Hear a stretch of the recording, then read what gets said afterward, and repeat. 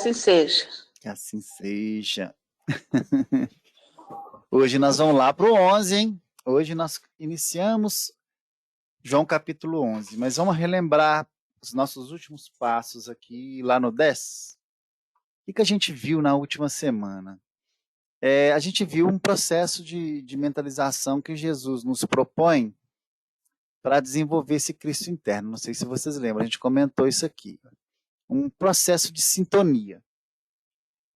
O que a gente tem para falar, só para a gente iniciar aqui? Nós precisamos ampliar o nosso grau de entendimento da nossa mente, mas interessante, nós somos acostumados a entender com o nosso processo intelectual. Mas talvez a gente tenha que aguçar em nós o entendimento pelo processo do sentimento também, que é um tipo de inteligência. Porque acho que somente assim nós vamos achar respostas para muitas coisas. De todos nós já é sabido que nós transitamos para um mundo de regeneração. E qual a característica desse mundo de regeneração? A vivência plena da proposta crística, do cristianismo. O que vem a ser essa proposta? Uma linha propositiva moral de evolução a todos nós espíritos. Essa linha, ela não é exclusiva da vertente somente oriunda do Cristo Jesus. Ela vem também de outras religiões, por isso nosso respeito. Mas o que se consagra a nós nesse momento?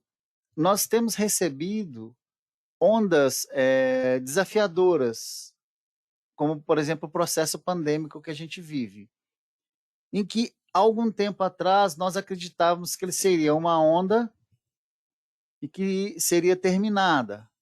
E durante essa onda, dessas provações que nós passamos, é claro que a gente entendeu isso como uma proposta educativa, espiritual. Mas essa onda, ela gerou outra onda, mais preocupante. E a gente fica muito assim, meu Deus, o que está acontecendo com o mundo? E a gente para de esquecer que nós estamos, gente, em breves momentos de um salto do patamar evolutivo do orbe terrestre. Ele já está nesse trânsito há algum tempo, que é o planeta de regeneração. Nós somos prova e expiação, vamos ser regeneração. Então, possivelmente, o que está acontecendo? Uma oportunização, uma abertura de oportunidade aos espíritos que aqui vivem de se movimentarem evolutivamente, moralmente, mais rapidamente, para conquistarem a sintonia, que é o direito de permanecer na sua evolução vinculada ao planeta Terra. Então, tudo que chega até nós é uma oportunidade. Então, que saibamos aproveitá-la. E aqui é um momento sagrado, onde a gente passa ao entendimento do Evangelho de Jesus. E quando a gente estava findando lá o capítulo 10, onde a gente vê Jesus falando aos judeus, por exemplo, no 38, mas se que ele faz os milagres, né? Mas se as faço e não credes em mim, crede nas obras, para que conheçais e acrediteis que o Pai está em mim e eu nele. Então, ele alertando que o que vai falar por nós é aquilo que a gente constrói. É aquilo que a gente constrói, e principalmente dentro da gente, como filhos de Deus. E essa construção, ela nos traz o laboratório da vida, que é o nosso dia, o nosso cotidiano. O nosso cotidiano é uma abertura da fala de Deus a nós, do que ele quer de nós, para cada um, na intimidade de cada um. Para que a gente descubra esse Cristo interno, que se reflete nos ensinamentos daquele que já é Cristo, que é Jesus, para que a gente, através do exemplo dele, a gente possa criar os nossos próprios movimentos, as nossas próprias vivências, que nos promovem uma sintonia com o divino, que é com Deus. E aí é muito interessante que outro dia a gente estava estudando, e o Tovar trouxe para a gente um desafio, que é entender como é que esse mecanismo funciona dentro da gente. Primeira coisa que a gente tem que nesse movimento, é reconhecer que existe um Cristo dentro de nós. latente. E a segunda coisa, esse Cristo reflete essa centelha divina que que reflete o reflexo do nosso Pai dentro da gente, de Deus. E aí o que a gente tem que aprender? A primeira coisa é acreditar que isso realmente existe e nos convencer, através do convencimento mesmo. O outro desafio é aprender a acionar e desenvolver isso que há em nós. E aí vem o desafio, porque nós, no entendimento de Deus, a gente procura muito materializá-lo, porque trazer para o nosso entendimento ainda significa, infelizmente, materializar Deus. E esse é um grande erro, porque quando a gente materializa Deus, a gente joga ele para fora de nós. A gente imagina ele de uma forma externa. E ele está dentro da gente. E aí a gente perde a oportunidade de olhar para dentro e compreendê-lo dentro de nós. Mas a gente precisa também aprender a acionar Deus dentro de nós. Não sei se vocês concordam. Porque a gente serve muito ao mundo. Mas tem algo sagrado dentro de nós que nós precisamos acionar. Aí vem o grande desafio. Primeira coisa, desmaterializar e despersonificar Deus. Nós não podemos personificar Deus, porque os parâmetros que nós temos são humanos. E eles não vão nos levar a entender a Deus. E aí a gente fala, pô, mas como é que eu vou conseguir acionar esse Deus interno? Pela intensidade em que você vive a vida. O grande movimento que Deus nos deu, e que é o maior de todos, se chama vida. E se ele é o grande presente divino aos filhos, os filhos intensificando e se ressignificando a vida, eles refletem esse dinamismo divino. É viver intensamente a vida, o dia, as situações, os minutos, as oportunidades de pensar, de falar, de agir, de entender. É viver tudo isso num ponto máximo e com plenitude, construindo, inclusive, um processo de felicidade coerente. E aí é muito interessante de como é que a gente começa a conviver com isso. O que Deus nos propõe na vida, nessa nossa vida?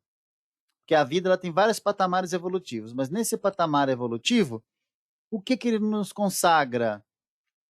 A construir relações saudáveis. Relações saudáveis. Por isso que o próximo é tão importante para mim. Por isso que a caridade é tão importante para esse mundo. Fora da caridade, realmente não há salvação. Só assim, nesse movimento, onde eu me expresso na vida e eu começo a olhar para o outro e construir algo positivo, sempre positivo com o outro, independente das circunstâncias. Pode ser com o inimigo, pode ser com um amigo, pode ser com um familiar, pode ser com alguém estranho na rua, pode ser com aquele outro que precisa do meu auxílio. E quando eu entro nessa dinamicidade de promover esse movimento em torno de mim, eu intensifico a vida. Porque a vida ela é um elemento muito interessante. Ela reage conforme eu instigo ela. Se eu instigar o bem, ela no seu movimento retorna isso para mim. Mas aí eu passo por vários patamares de aprendizado. Às vezes eu me movimento no bem para a vida, objetivando trocas. Eu quero receber. Mas depois eu percebo que essa relação minha com Deus não pode ser uma relação de troca, tem que ser uma relação de adesão. Simplesmente pelo prazer de servir. Aí eu descubro um outro patamar. E eu não cobro da vida essa reação, mas ela chega para mim.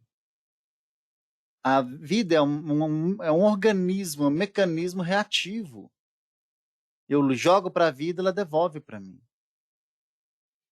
E aí, aprendendo isso, eu consigo olhar para dentro de mim e saber que existe um mecanismo também dentro de mim, que tudo que eu jogo para fora reflete nesse interior, mas tudo que eu jogo para dentro também reflete. E aí eu construo um movimento de lançar coisas boas para dentro da minha intimidade, através de direcionamento de pensamentos, de vontade, de atitudes. E aí eu crio 2 sistemas, um externo e um interno, interligado, de aprimoramento. E aí eu consigo entender essa centelha que existe dentro de mim, sintonizar com ela e refletir. E é muito interessante, quando eu aciono essa estrutura, a luz interna começa a se intensificar. E aí é o grande aviso para a espiritualidade.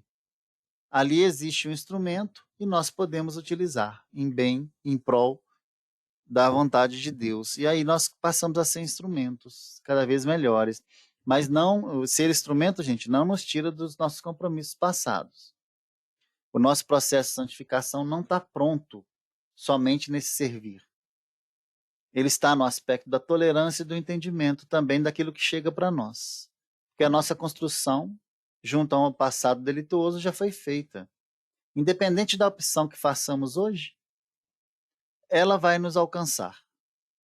Só que vai nos encontrar num estado mental às vezes diferente, propícios a entender, a resistir, a resignar e a continuar praticando aquilo que Deus nos pede, que é a caridade plena. Então a gente fecha esse capítulo 10 trazendo para a gente esse desafio de intensificar o Cristo interno que existe dentro de cada um aqui. E aí nós só temos o campo do nosso dia, da nossa noite. É ali, no cadinho do dia a dia, que a gente vai construir isso. Melhorando nossas mentes, entendendo Deus, entendendo o que está à nossa volta.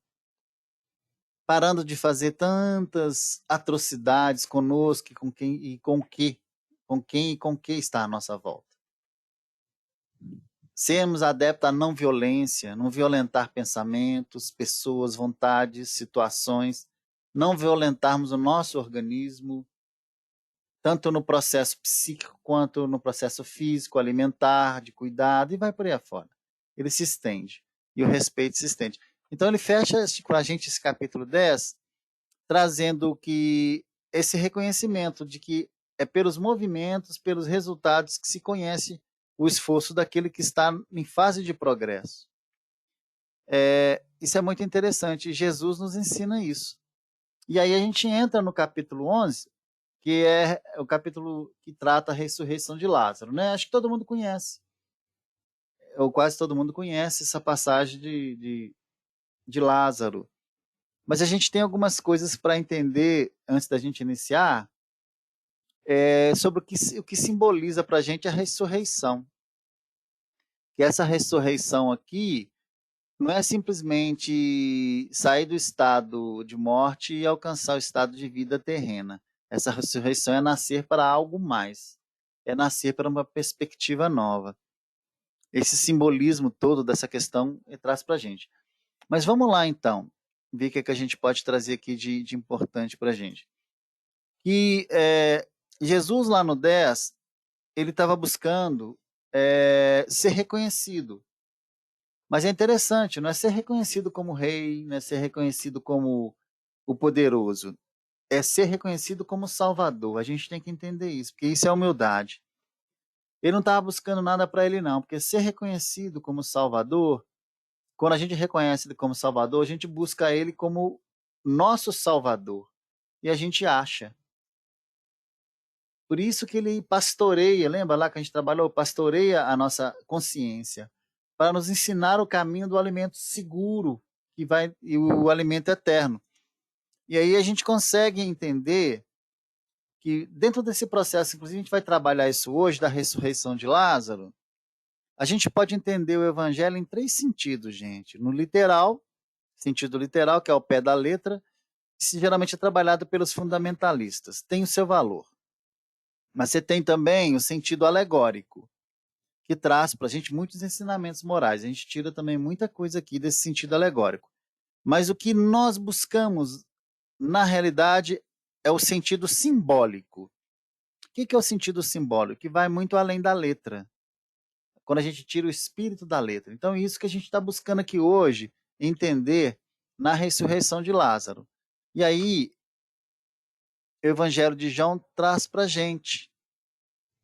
Nessa questão 1 aqui, ó. Estava enfermo Lázaro de Betânia, da aldeia de Maria e sua irmã Marta. Lembra o caso de Maria e Marta? Que uma reclama da outra? A gente até tratou isso, né? Trouxe como exemplo ali, lá atrás. Esta Maria, cujo irmão Lázaro estava enfermo, era a mesma que ungiu com bálsamo o Senhor e lhe enxugou os pés com seus cabelos. Mandaram, pois, as irmãs de Lázaro dizer a Jesus: Senhor, está enfermo aquele a quem amas. Ao receber a notícia, disse Jesus: esta enfermidade não é para a morte, sim para a glória de Deus, a fim de que o Filho de Deus seja por ele glorificado. Gente, nós vamos tirar um pouquinho de entendimento assim, do que seja realmente essa morte aqui daqui a pouquinho, tá? No 5, ele fala para a gente: ora, amava Jesus a Marta e sua irmã e a Lázaro. Quando, pois, soube que Lázaro estava doente, ainda se demorou 2 dias no lugar onde estava. Depois disse aos seus discípulos: vamos outra vez para a Judéia. Lembrando aqui que ele tinha acabado de sair da Judéia para evitar o apedrejamento. Lembrem? Aí disseram-lhe os discípulos: Mestre, ainda agora os judeus procuravam apedrejar-te, e voltas para lá? Respondeu Jesus: Não são 12 horas do dia? Se alguém andar de dia, não tropeça, porque vê a luz deste mundo. Depois nós vamos trabalhar o que quer dizer essa luz deste mundo, tá? Mas, se andar de noite, tropeça, porque nele não há luz. Isso dizia e depois lhes acrescentou: Nosso amigo Lázaro adormeceu, mas vou despertá-lo. Adormeceu na língua da época, queria dizer muita coisa, tá, gente? Adormecer, morrer, etc. Na época, morrer e ressuscitar é acordar e dormir também, trazendo para o português. Disseram-lhe, pois, os discípulos: Senhor, se dorme, estará salvo. Jesus, porém, fala com respeito à morte de Lázaro, mas eles supunham que ele tivesse falado do repouso do sono. Então Jesus disse claramente: Lázaro morreu. E por vossa causa me alegro de que lá não estivesse, para que possais crer. Mas vamos ter com ele. Então, quer dizer, ele tinha um trabalho a fazer ali com Lázaro. E o trabalho vinculado à sua missão aqui na Terra.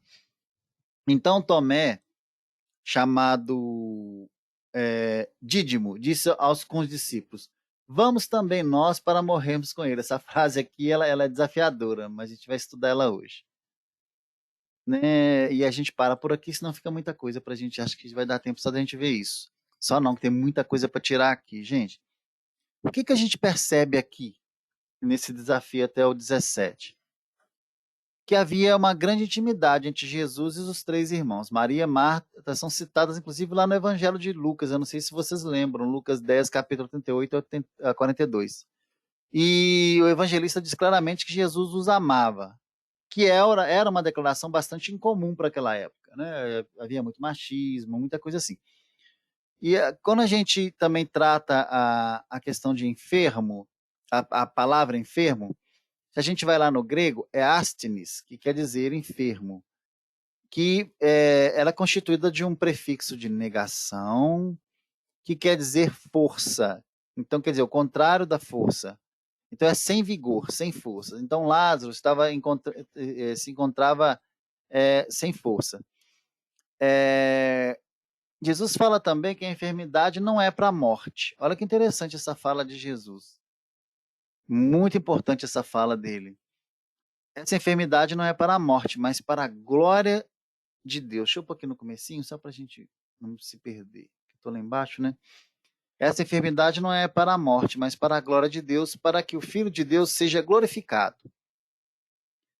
Olha que interessante. Aí a gente já estudou essa palavra glória lá atrás. Era muito traduzida de um modo muito errado, porque Jesus não buscava a glória dele. Ele sempre buscava a glória de Deus, mas não no sentido de glorificar. Porque Jesus demonstrou muita questão da humildade, até com a lavação dos pés lá em João 13:12. Então, o significado mais comum que a gente acha tem vínculo com a palavra opinião. Então, Jesus busca uma boa opinião, quer dizer, um reconhecimento E Jesus precisava ser reconhecido para que ele pudesse realmente fazer o papel de Salvador na intimidade de cada um que ali estava. Como filho de Deus, ele tinha essa missão. E aí, quando ele fala isso, esse reconhecimento dele, não é só reconhecimento dele como cristianismo, porque 2/3 da terra, gente, não são vinculados ao cristianismo. E aí me deu uma curiosidade, quando, né, a gente começa a pensar dessa forma, como que Jesus é reconhecido nas outras religiões? Olha que interessante a gente pensar assim. No cristianismo, ele é o Cristo, representante de Deus maior aqui na Terra. Mas no islamismo, ele também é reconhecido como profeta de Alá. Ele é um profeta. No judaísmo, ele é reconhecido como judeu. Na Umbanda, Oxalá, que quer dizer o Criador. No hinduísmo, ele é um avatar, que é o encaminhado de Deus na Terra. E no Hare Krishna, aí você vai, tem várias, tá, gente? Ele é reconhecido como a manifestação de Krishna, que quer dizer Deus. Então, Jesus tem importância em outras religiões também, ele tem representatividade. Mas o que o Cristo traz para a gente é que a sua ideologia também foi trazida por muitos outros, por Buda, por Maomé, por vários. Ele precisa ser aceito, a ideia dele, e ser vivificada dentro de cada um. Então, não importa a religião. O que se importa é que nós reconheçamos isso que a gente acabou de falar, essa natureza crística que cada um de nós tem, a gente reconhecer isso, e quando a gente estiver plenamente consciente da nossa natureza divina, a gente começar a viver isso. Como? Ter uma vida intensa, plena. Uma vida que brilha aos nossos olhos, que a gente entenda sobre uma dimensão diferente, de oportunidade. E o primeiro movimento que a gente faz, que nos engrandece frente a tudo, é a gratidão. Ele é o melhor movimento que a gente faz em relação a Deus. Ser grato pela oportunidade de tudo, inclusive de estar vivendo isso que nós estamos vivendo agora. Quando a gente estiver plenamente consciente dessa nossa natureza divina, a gente começa a viver de acordo com essa natureza. Isso é que a gente precisa. Quando a gente estiver consciente dela, do que ela realmente é o nosso bem. Você sabe que muitas vezes na nossa intimidade nós acreditamos e não queremos viver a propositiva da vida, que a gente acha que a gente é privilegiado e que nós não merecemos, e a gente esquece do nosso passado. A gente esquece que isso é preocupante para nós. No capítulo que a gente viu lá anterior, também a gente viu que os judeus também queriam pedrejar Jesus. E aí Jesus fala uma coisa muito interessante, que eles estavam possivelmente na Galileia, tá, gente? Naquela região da Galileia. Não há 12 horas no dia? Se alguém andar de dia... Deixa eu ver onde é que está isso aqui, só para eu sintonizar com vocês. Isso, a gente vai passar aqui, ó. Esse aqui, o 9, tá? Vou pôr aqui em cima para a gente não perder. Não há 12 horas, eu estou lendo duas traduções, tá, gente? Para a gente ver algumas diferenças. Não há 12 horas no dia, se alguém andar de dia não tropeça, porque vê a luz deste mundo. Aí eu tenho umas perguntas para fazer aqui para vocês. Mas se andar de noite, tropeça, porque nele não há luz. Se a gente vai lá em João 9,4, na cura do cego, vocês lembram? A gente vê que Jesus disse uma coisa muito parecida. É preciso trabalhar quando é dia, porque já vai à noite, quando não podiam trabalhar. Lembram disso aí? Isso é geralmente traduzido dessa forma. Então, Jesus fala muito na questão do dia e da noite. E aí, o que a gente pode associar? O dia à luz, a gente sabe disso, né? Lá em João 1, capítulo 5, 7, fala para a gente isso mesmo. O dia é a luz. E a noite a treva, a escuridão. Então, se alguém anda de dia, não tropeça, porque vê a luz deste mundo. Quem é a luz deste mundo? Aí vem a grande pergunta que eu ia fazer para vocês, mas a gente responde, alguém quer responder ou eu posso responder também? É tranquilo. É o Cristo, não é não, Marcelo? Também, mas ele fala... É a fé? ele fala duas coisas a respeito da luz do mundo. Ele fala uma, ó, ele fala lá em João 8,12, ele fala, eu sou a luz do mundo. E lá É um guia?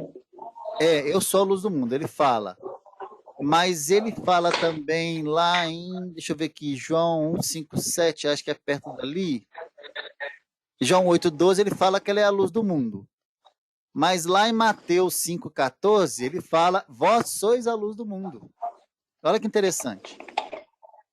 Olha que interessante. Ele é a luz do mundo, mas vós sois a luz do mundo. Quando Jesus diz que ele é a luz do mundo, ele está falando como Cristo. Pois o Cristo é a luz do mundo. Mas existe o Cristo dentro de nós, né, gente? Latente. Por isso que ele fala que nós temos essa luz também dentro de nós. Mas a grande diferença é que Jesus desenvolveu plenamente essa luz crística e nós ainda não. Então nós temos essa luz dentro de nós, latente, embrionária. Compete a nós desenvolvermos ela. E nós já aprendemos aqui. Como é que a gente desenvolve? Dando intensidade à vida, ao que ela representa para a gente, valorizando a vida. Como é que a gente valoriza a vida? Tornando ela mais bela. De que forma? Para nós e para quem está perto. E a primeira coisa é não atender os nossos vícios do mal. Aí que nós conseguimos entender essa potência que existe dentro de nós. Esse Cristo que precisa ser desenvolvido dentro da gente. Por isso que a gente precisa entender essa luz e saber movimentá-la. Porque ele fala para a gente lá em Mateus 5,16, ele continua. Então resplandeça a vossa luz. Olha o que Jesus, ao chamado de Jesus, resplandeça a vossa luz. De que forma? Intensificando a nossa vida, gente. Valorizando a nossa vida, a nossa encarnação. E aí como? Iluminando, para a gente não tropeçar. Porque aí a gente vai estar nas 12 horas. E não vai estar no restante ali. Tá? A gente encerra por aqui. Tinha mais coisa para falar hoje. Acho que eu fui um pouco lento. Mas, assim, a gente espera ter sido entendido aqui. Hoje foi desafiador, né?